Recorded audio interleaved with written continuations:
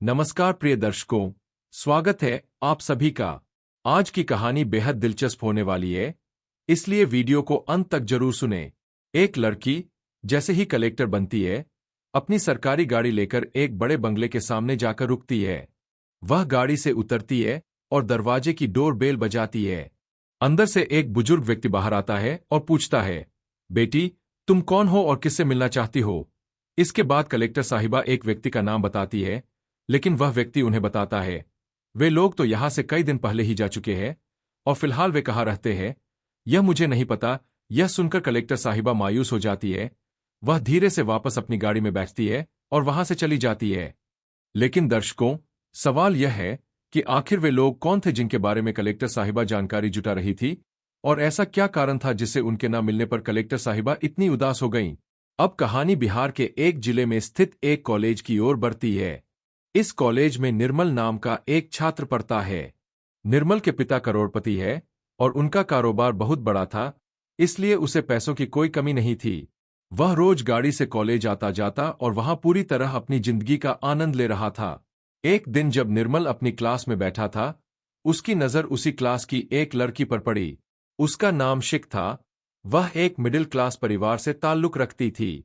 उसके पिता एक सरकारी शिक्षक थे, लेकिन शिक पढ़ाई में बेहद होशियार थी। एक दिन जब टीचर क्लास में सवाल पूछ रहे थे, शिक जवाब देने के लिए अपनी सीट से खड़ी हुई और उसी दौरान निर्मल की नजर शिक पर टिक जाती है।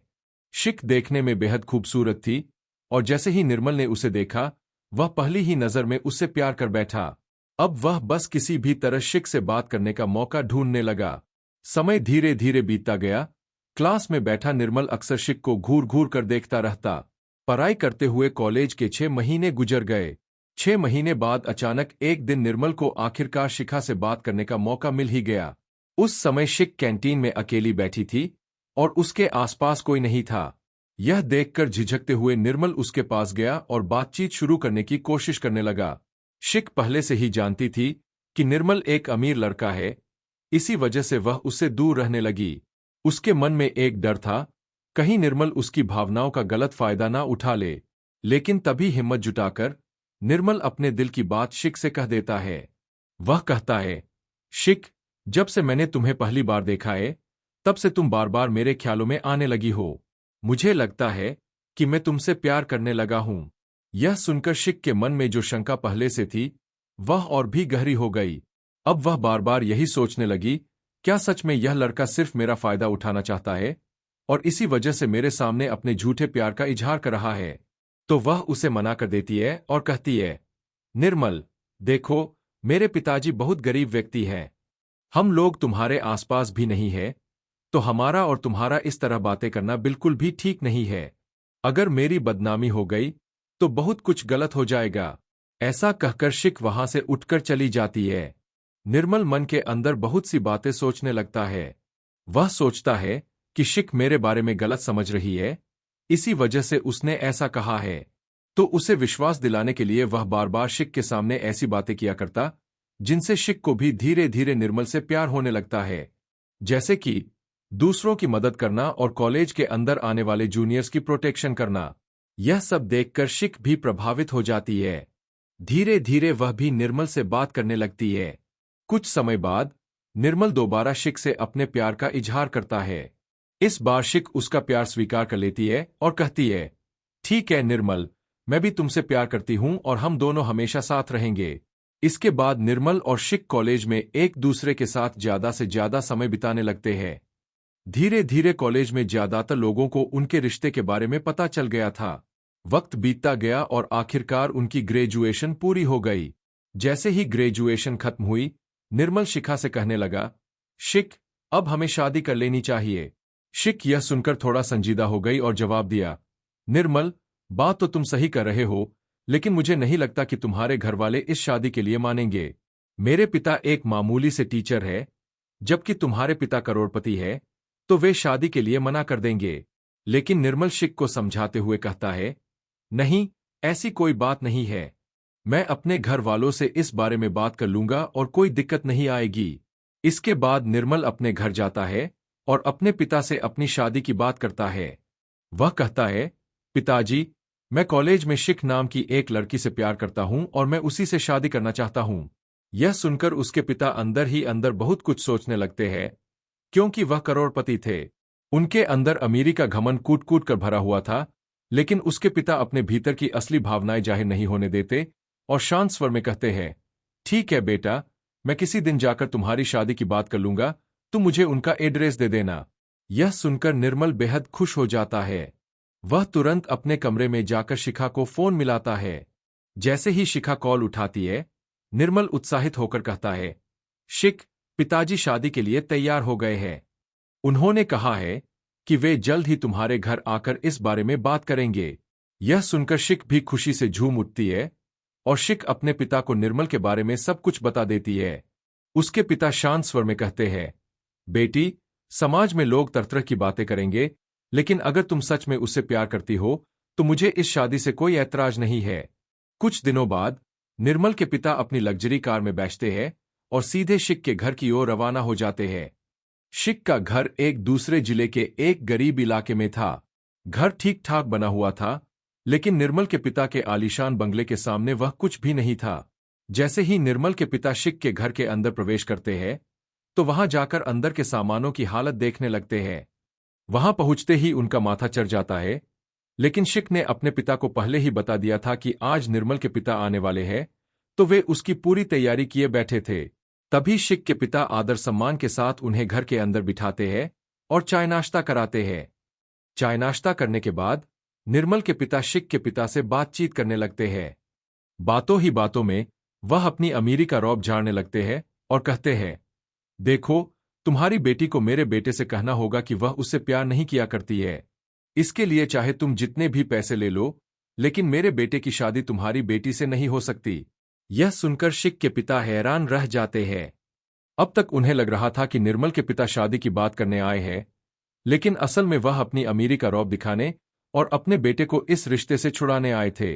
इसके बाद शिख के पिता गहरी सांस लेते हुए जवाब देते हैं, देखिए साहब, हमारे पास उतना पैसा नहीं है जितना आपके पास है, लेकिन अगर आप अपने पैसों के बल पर हमें खरीदना चाहते हैं तो यह मुमकिन नहीं है। लेकिन फिर भी अगर आपको कोई आपत्ति है तो मैं अपनी बेटी से साफ साफ कह दूंगा कि इस घर में तुम्हारा रिश्ता नहीं हो सकता और तुम उस लड़के को भूल जाओ। शिख, जो अंदर बैठी थी, यह सारी बातें सुन लेती है। उसे पूरी स्थिति की जानकारी हो जाती है और वह भीतर ही भीतर फूट फूट कर रोने लगती है। इधर निर्मल के पिता उठते हैं और जाने लगते हैं। वह कहते हैं, आपका बहुत बहुत धन्यवाद जो आपने मेरी इस बात को मान लिया। इसके बाद वह अपनी गाड़ी में बैठते हैं और वहां से चले जाते हैं। शिख यह सब सुनकर पूरी तरह से टूट चुकी थी। तभी उसके पिता उसके पास जाते हैं और अपनी बेटी को समझाते हुए कहते हैं, बेटी, यह अमीर लोग हैं। जब बाप के अंदर इतना घमंड है पैसों का, तो बेटे के अंदर भी वैसा ही होगा। तुम ऐसा करो, उसे मना कर दो कि तुम उससे शादी नहीं कर सकती। शिख पिछले 2.5 साल से निर्मल को जानती थी, लेकिन अभी अभी जो उसके पिता ने कहा और जो निर्मल के पिता कह कर गए, वह कहीं ना कहीं उसे सच लगने लगा। इसी वजह से शिख ने निर्मल को फोन किया और भारी मन से कहा, तुम मुझे भूल जाओ, हम शादी नहीं कर सकते। निर्मल यह सुनकर चौंक जाता है और घबराते हुए पूछता है, शिख, ऐसा क्या हुआ? हम पिछले 2.5 साल से एक दूसरे को अच्छी तरह से जानते हैं। तुम मुझसे परेशानी तो साझा कर सकती हो। शिख, आखिर बात क्या है? लेकिन शिख किसी भी बात को बताने से साफ इनकार कर देती है। वह ठंडे स्वर में कहती है, आज के बाद मुझे फोन मत करना, मैं तुम्हें नहीं जानती और तुम भी मुझे भूल जाओ। इतना कहकर शिख फोन काट देती है। निर्मल यह सुनकर पूरी तरह से हैरान रह जाता है। वह सोचने लगता है, आखिर ऐसा क्या हो गया जो शिख खुद शादी से मना कर रही है। कुछ ही देर बाद उसके पिता वहां आ जाते हैं। निर्मल तुरंत उनसे सवाल करता है, पिताजी, वहां पर ऐसा क्या हुआ था जो शिख ने मुझे फोन करके शादी से मना कर दिया? निर्मल के पिता गहरी सांस लेते हैं और ठंडे स्वर में कहते हैं, बेटा, उस घर में मैं तेरी शादी नहीं करवा सकता। वह घर बहुत छोटा है और वे लोग हमारे सामने बहुत गरीब है। हमारी उनसे कोई बराबरी नहीं है, इसलिए बेहतर होगा कि तू उसे भूल जा। निर्मल यह सुनते ही गुस्से और हैरानी में अपने पिता की ओर देखता है और जोर से कहता है, पिताजी, ऐसा नहीं हो सकता। मैं उस लड़की से सच्चा प्यार करता हूं और मैं उसी से शादी करूंगा। लेकिन उसके पिता का रुख अडिग था। वह सख्ती से जवाब देते हैं, मैं साफ साफ कर रहा हूं कि मैं नहीं चाहता कि तुम उस लड़की से शादी करो, और अगर तुमने ऐसा किया तो याद रखना, मैं खुद को इस दुनिया से विदा कर लूंगा। अपने पिता की यह बात सुनते ही वह गहरे असमंजस में पड़ जाता है। एक तरफ उसका 2.5 साल पुराना प्यार था, शिखा, जिससे वह पूरे दिल से प्रेम करता था। दूसरी तरफ उसका जीवन भर का रिश्ता था, उसका पिता, जिसने उसे बचपन से संभाला था, जिसकी उंगली पकड़कर उसने चलना सीखा था।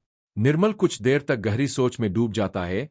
वह अपने मन और दिल की लड़ाई में उलझ जाता है। आखिरकार भारी मन से वह अपने पिता की ओर देखता है और कह देता है, ठीक है पिताजी, अगर आप नहीं चाहते कि मैं उस लड़की से शादी करूं, तो मैं बिल्कुल भी उससे शादी नहीं करूंगा। लेकिन पिताजी, यह भी सुन लीजिए, उसके सिवा मैं किसी और से शादी नहीं कर सकता और जीवन भर ऐसे ही रहूंगा। यह सुनकर उसके पिता को हल्का सा झटका लगता है, लेकिन फिर वह सोचते हैं कि शायद अभी उसका दिल टूटा है, इसलिए वह ऐसी बातें कर रहा है। वह शांत स्वर में जवाब देते हैं, ठीक है, अगर तुझे शादी नहीं करनी तो मत कर, लेकिन उस घर में तुम्हारी शादी नहीं हो सकती। निर्मल इस बात को लेकर बेहद परेशान रहने लगता है। अब वह दिन भर अपने कमरे में बंद रहता, ना किसी से ज्यादा बात करता, ना ही अपने यार दोस्तों से मिलने जाता। पहले जहां वह दोस्तों के साथ हंसी जोक और घूमने फिरने में समय बिताया करता था, अब उसकी जिंदगी पूरी तरह बदल चुकी थी। अब पिता जब अपने बेटे की हालत देखता है तो उसे तरस तो आता है। वह सोचता है कि क्यों न उसी से शादी करा दूं, लेकिन कहीं न कहीं जो पैसों का घमंड उसके दिमाग में पल रहा था, वह उसके सामने आ जाता है और बार बार उसे उस लड़की के साथ अपने बेटे की शादी कराने से रोक लेता है। इसके बाद कई बार वह अपने बेटे को समझाने की कोशिश करता है, अगर चाहो तो मैं आगे भी इसे बढ़ा सकता हूं या इस हिस्से को कहानी के हिसाब से और बेहतर बना सकता हूं। लेकिन बेटा उसकी एक भी बात नहीं सुनता। धीरे धीरे इसी तरह से 3 साल बीत जाते हैं। इन 3 सालों में ना तो निर्मल ने शिक को कभी फोन किया था और ना ही पूरी तरह से उसे अपने दिमाग से निकाल पाया था। निर्मल के पिता जबरदस्ती उसे इधर उधर फंक्शन में ले जाया करते थे, लेकिन निर्मल का कहीं भी मन नहीं लगता था और वह ऐसे ही गुमसुम सा उस फंक्शन में घूम कर वापस आ जाया करता। ऐसे ही एक फंक्शन में निर्मल अपनी पूरी फैमिली के साथ जा रहा था। जैसे ही वे लोग वहां से वापस लौट रहे थे, तो उसका पिता उसे धमकाने लगा उस लड़की की बात को लेकर। उसने कहा, तूने अच्छा नहीं किया, जो कुछ भी तू कर रहा है वह बहुत ही गलत है, इस वजह से हमें बहुत ज्यादा दुख होता है। लेकिन तभी निर्मल अपने पिता को दोबारा से वही बात कह देता है जो काफी दिनों पहले उसने अपने पिता से कही थी।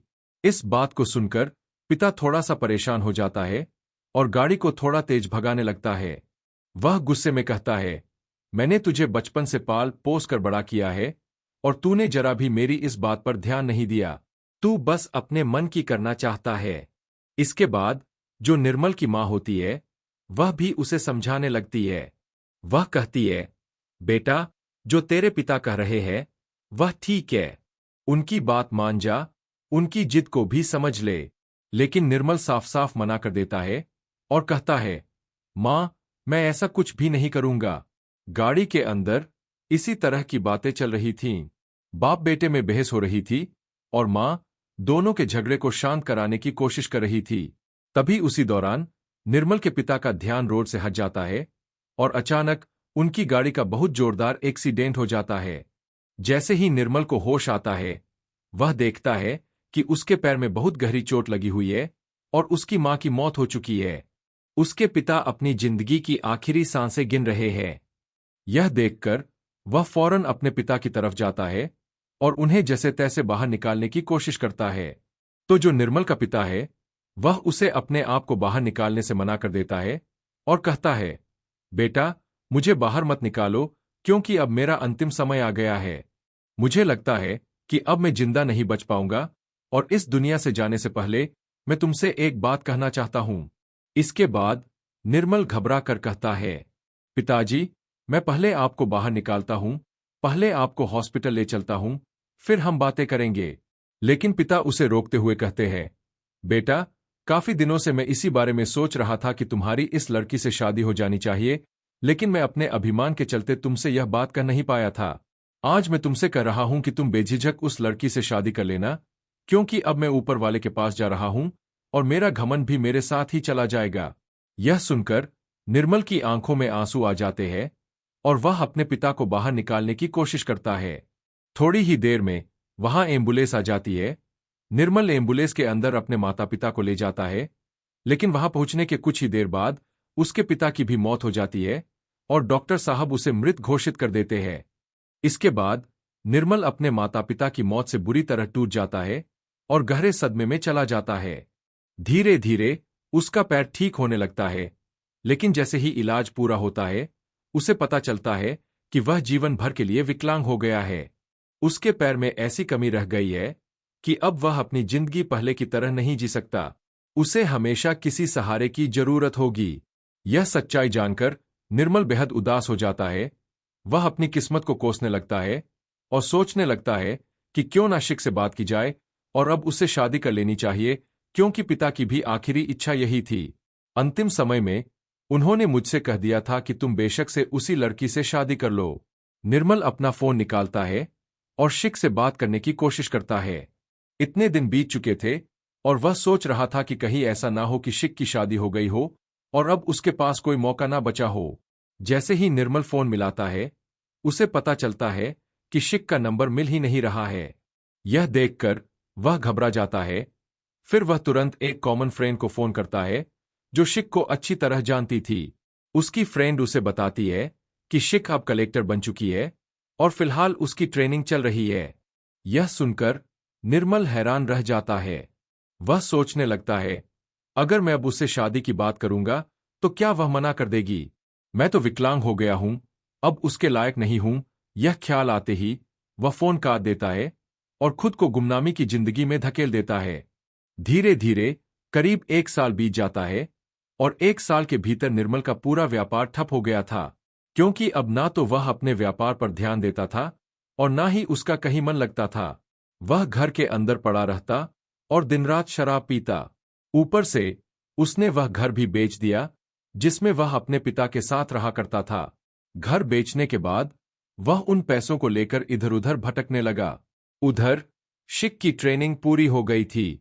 ट्रेनिंग खत्म होते ही उसकी एक जगह पोस्टिंग हो गई और वह वहां जाकर कार्यभार संभालने लगी। लेकिन शिक के दिमाग में अब भी निर्मल बसा हुआ था। वह तुरंत अपनी गाड़ी निकालती है और सीधे निर्मल के घर पहुंच जाती है। वहां पहुंचकर जैसे ही वह दरवाजा खटखटाती है तो अंदर से कोई और व्यक्ति बाहर आता है और उसे बता देता है कि यह घर तो काफी दिनों पहले बिक चुका है और वे लोग यहां से जा चुके हैं। इसके बाद शिक निर्मल के बारे में पता लगाने लगती है।